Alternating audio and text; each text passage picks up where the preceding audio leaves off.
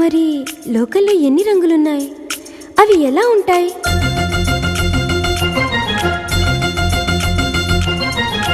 బుగ్గ మీద వెచ్చని సిగ్గు వచ్చినప్పుడు దానిని అడుగు, ఎర్రదనం అంటే చెబుతుంది. పెదవి కొమ్మ పూసిన పువ్వు అందమైన నీ చిరునవ్వు, తెల్ల రంగు అట్టా ఉంటుంది.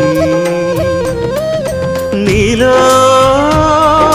నిలువున పులకలు రేగిన వేళ నువ్వే పచ్చని పైరువు అవుతావమ్మా. దిగులు రంగే నలుపు అనుకో, ప్రేమ పొంగే పసుపు అనుకో.